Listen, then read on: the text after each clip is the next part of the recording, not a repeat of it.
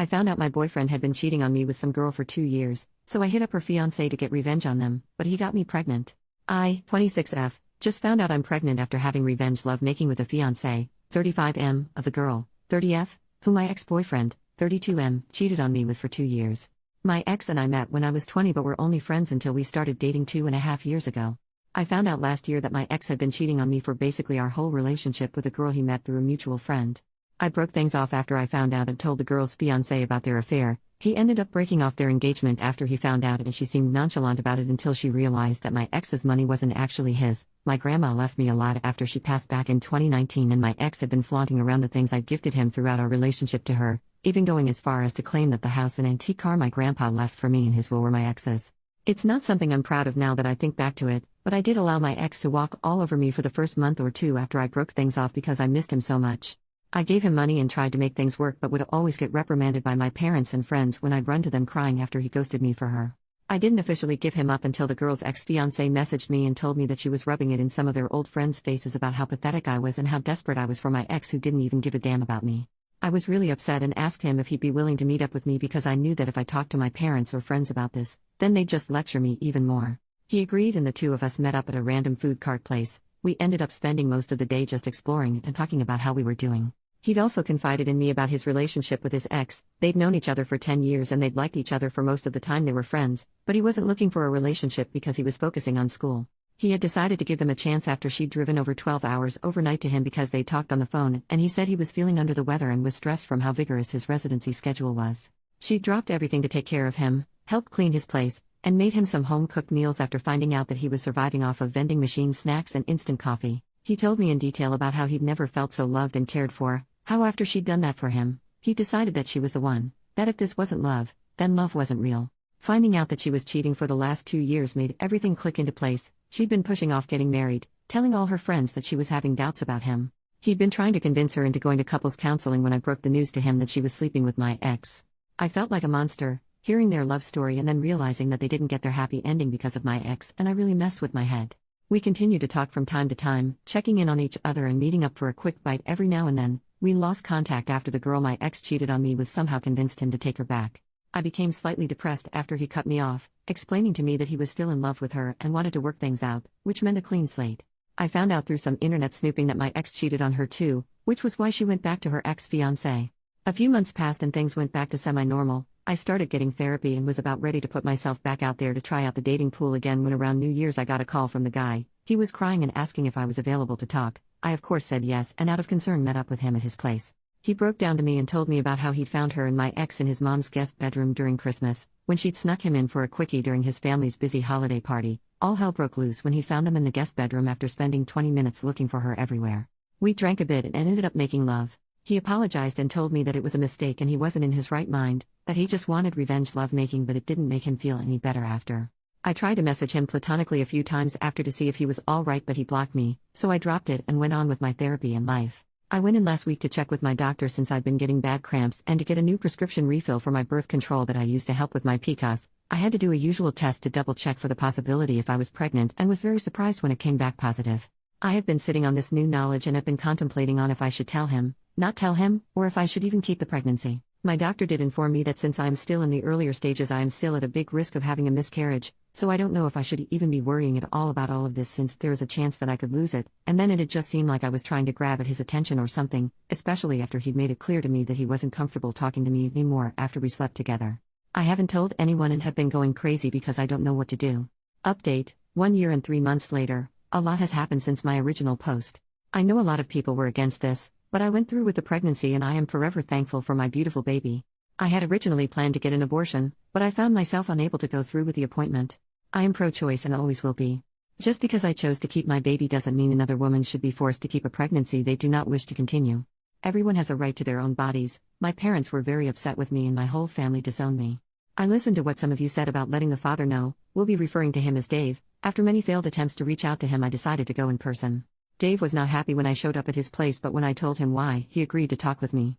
Dave let me know that he'd officially ended things with his ex and wanted to go no contact with me because I was another tie to his past with her, but he was willing to try and figure out a co-parenting plan with me if I agreed to a paternity test first. I of course felt a bit bad about the paternity test part but agreed to it since we both had only been acquaintances that bonded over our trauma. Everything was honestly easy cruising until I started to spot around the 26-week mark. Myobgen explained that while spotting is normal while pregnant, mine was heavier and my blood sugar/blood pressure also both worried them because of gestational diabetes and preeclampsia risk. After a few nights of Dave insisting on sleeping on my couch, I had him help me move some of my things to his place since he lived closer to the hospital. I'm very thankful I decided to semi-move in with him when I did because I went into premature labor at 52 weeks. I'm very thankful to have had Dave and his family as my support system. His mom would come and switch out with him at the hospital and advocated for me whenever I felt washed out or unheard. She helped me both emotionally and physically and stood by me. Dave's mom also helped me work through my emotions when all I wanted was my mom. She and my dad had gone no contact with me after I decided to keep and have my baby. Dave's mom was an absolute godsend also because she's a retired nurse. She started in OB, went to NICU and eventually later settled into lactation before retiring, and explained things to me when we found out that my baby had respiratory problems and had SUA, single umbilical artery, and that it could have been a factor into why I went into premature labor. She stayed with Dave and I so she could help me with pumping since I wasn't able to produce milk and encouraged me when I felt like such a failure for not being able to take care of my son when he needed me most. She drove me to and from the hospital while my son was in the NICU because I was healing and so mentally and physically exhausted. I really and truly believe that I didn't fall into deep postpartum depression because she held me and helped me with each step and was always so patient with me, even when I wasn't with myself. Dave's mom would constantly remind me that nothing was our fault and no one did anything wrong, it's just that everyone is faced with hardships in life and this was one we'd work together to get through. My son graduated from the NICU and came home a month after I did. Dave's mom visited us often and helped with him since Dave and I are first-time parents. Dave's dad joked that he felt like she and I had the baby together and he and Dave were both just background characters that make guest star appearances every now and then, since Dave was working so much in order to build more PTO and his mom wouldn't bring his dad along when she'd come visit, since she didn't want him to disturb me and the baby with his loudness. Dave's dad is hard of hearing and can sometimes be unaware of his volume so he took no offense to it. Dave's siblings and family members posted a lot about our son because he was the first grandchild and first baby in a long time. Dave's youngest cousin is 17, turning 18 this year. Somehow someone must have shared a photo or something, but pictures of us reached my family and my parents demanded I let them meet my son. Dave was supportive of whatever I chose to do and said he'd agree to them meeting him if that's what I wanted. After thinking about it for a few days I decided that I wanted to talk to my parents before I let them meet my son.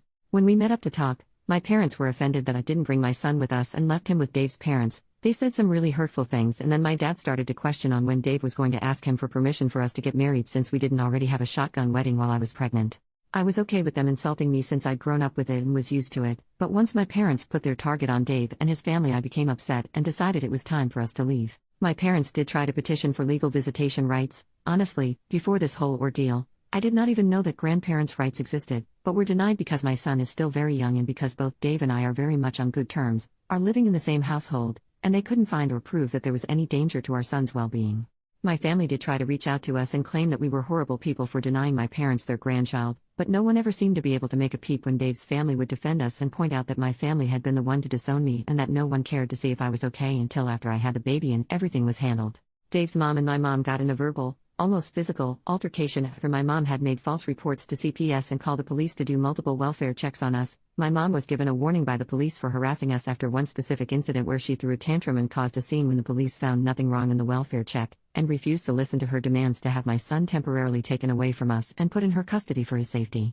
Dave and I currently have restraining orders pending against my parents and certain family members. One of the reasons I decided to update is because about 2 months ago a friend of Dave's asked him out to have some drinks and they ran into his ex-fiancée, who later messaged him to tell him that she regretted the way they ended and how she was very hurt when she heard that we had a baby together, especially with it being so soon after their relationship. Dave wouldn't talk to me about how he felt, and when I asked him he just brushed me off or switched the conversation onto a topic about our son that he knew would distract me. I noticed Dave pulling away from me and how our relationship became a bit awkward and strained after their run-in and her message, because I know he still has feelings for her and I am afraid that he might feel trapped with me and our son. I also noticed that the drama with my family has made Dave and his family less patient with me and my son. During Mother's Day I overheard a few of his family members make comments to Dave about me being at their family barbecues since I was just my son's mom and not really part of the family. Dave just shrugged and said I didn't have anyone else to spend the day with. With how tense things have been, I have been thinking about moving out and back into my place.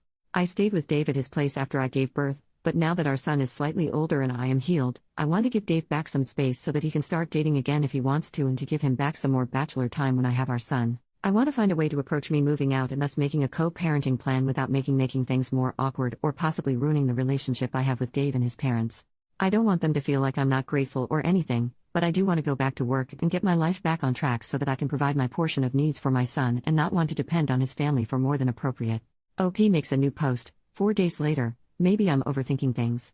I've been trying my best to not check my phone or Reddit since I'm honestly a little overwhelmed right now. I will let you all know that I did talk to Dave and he was against me moving out. He also wasn't willing to talk about the situation with how he's been acting after running into his ex, and said I was bringing up something that didn't matter since we were talking about me wanting to move out. I haven't said anything about what I heard during Mother's Day, and I don't think I'm going to mention it since I feel really bad that it was meant to be a private conversation, so I don't think anyone meant anything bad.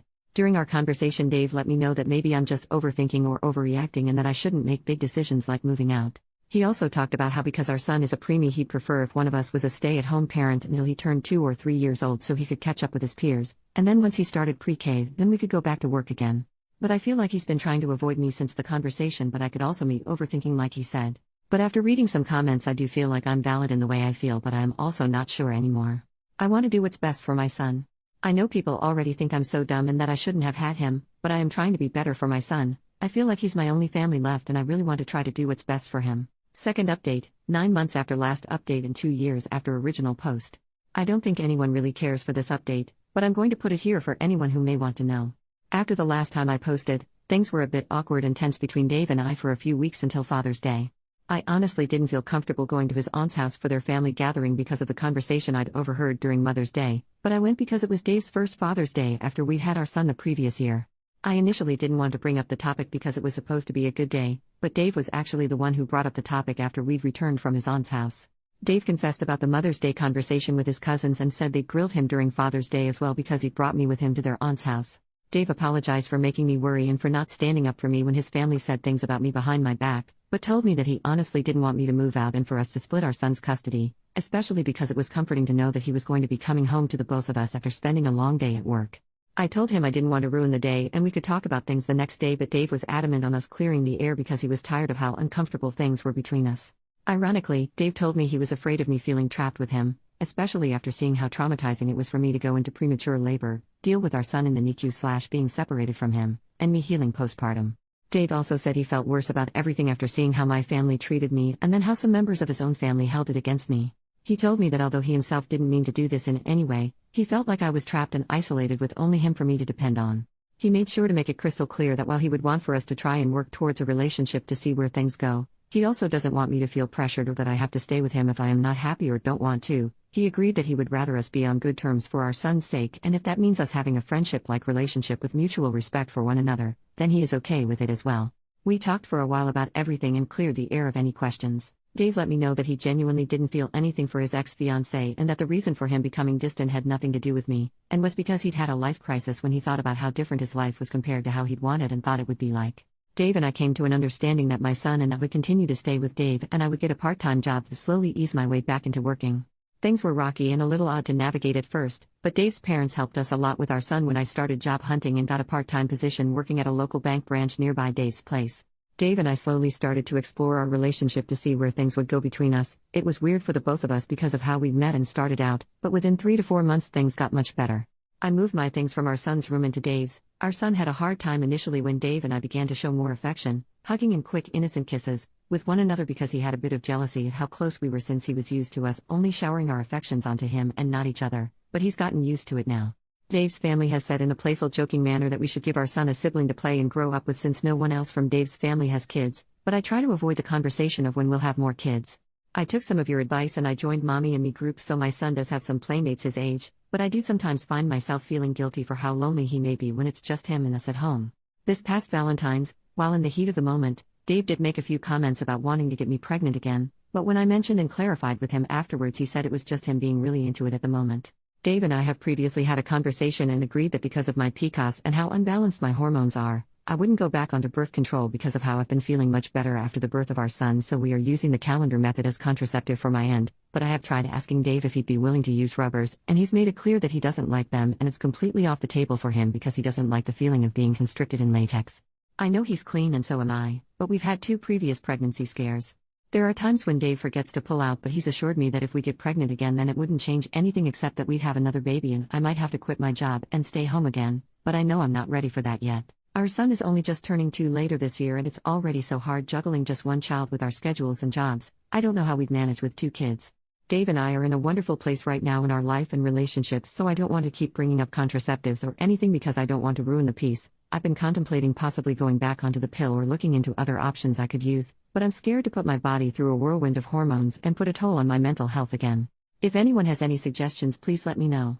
Thank you all so much for your support and kind words. My life has truly changed for the better, and I am forever grateful and thankful to every one of you for your words of advice and wisdom.